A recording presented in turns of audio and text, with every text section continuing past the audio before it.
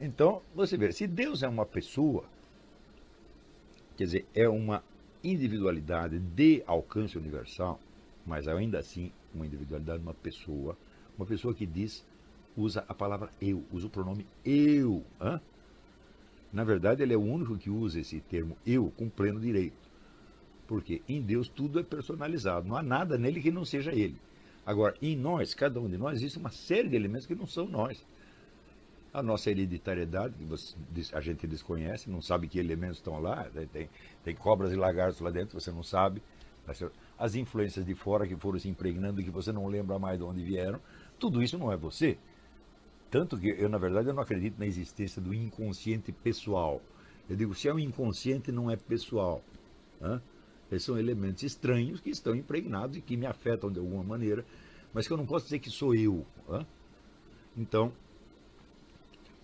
agora, isso quer dizer que nós somos eus, assim, por delegação, por empréstimo. Nós somos eu em potência. Ou seja, ao longo do tempo nós vamos nos personalizando, nós vamos pegando os elementos estranhos que estão em nós e nós vamos trabalhando e personalizando. Uns nós cortamos, outros nós transformamos, tá certo? Outros nós simplesmente desprezamos porque não tem importância. E no fim você vai personalizando o seu eu. Como Deus é uma individualidade concreta, que inclusive se manifesta no tempo, sob a forma de uma presença humana, então, meu filho, você só pode conhecê-lo por experiência, como qualquer outra pessoa. Certo? Que conhecer um Deus por presença, pela ação direta de Deus, ação direta e personalizada com que Deus se dirige e fala com uma pessoa, tá certo? Ou introduz modificações na vida daquela pessoa, tá certo? Você vê como são modificações intencionais, tá certo? Então, quando você vê essa ação intencional de Deus, você está vendo a presença dele. É a ação, como você vê, exatamente como você vê a ação de um ser humano. O que caracteriza a ação de um ser humano sobre você? A intencionalidade da ação. Por exemplo, esbarrar em você, um carro pode esbarrar, uma motoca pode esbarrar, um urso pode esbarrar, qualquer coisa pode esbarrar, tá certo? Mas, quer dizer, empurrar você propositadamente para que você caia, só um ser humano pode fazer. Nenhuma fera que te ataque faz isso. Ela simplesmente bate em você. Mas, por exemplo, você jogou o sujeito embaixo do ônibus. Isso só um ser humano pode fazer. Né? Então, porque há uma intencionalidade, no caso maligna, mas possui intencionalidade boa também. Tá certo? Então, a intencionalidade significa que por trás daquela ação existe uma consciência que é dona de si, que é senhora de seus atos e que livremente, sem a sua influência, decide fazer isto ou aquilo. Não é isso? Com a consciência dos efeitos que pretende desencadear. Tá certo? Então, a ação divina, a mesma coisa. Quer dizer, não são modificações acidentais que possam ser explicadas por fatores impessoais externos. É isso que eu expliquei também na aula, o que é um milagre. Onde você vê um milagre, não é uma coisa estranha que aconteceu. Tá certo?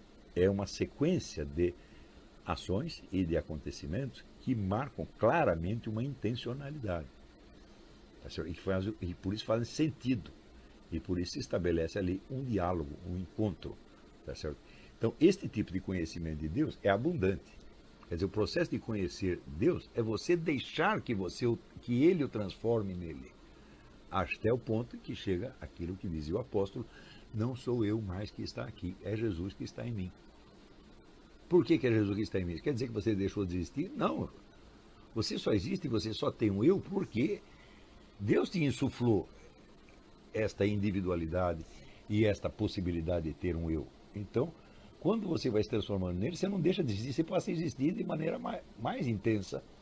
Tá certo? Porque aí sim você se tornou um eu, aí sim você se personalizou. Tá certo? Então, não é a ideia, vamos dizer, da fusão. O eu que desaparece e é engolido numa universalidade abstrata, como mais ou menos é na metafísica hindu. Né? Então, quer dizer, eu não sou mais eu, agora eu sou o Brahman. Né? Então, isso é entendido como uma supressão da existência individual. Né? Mas,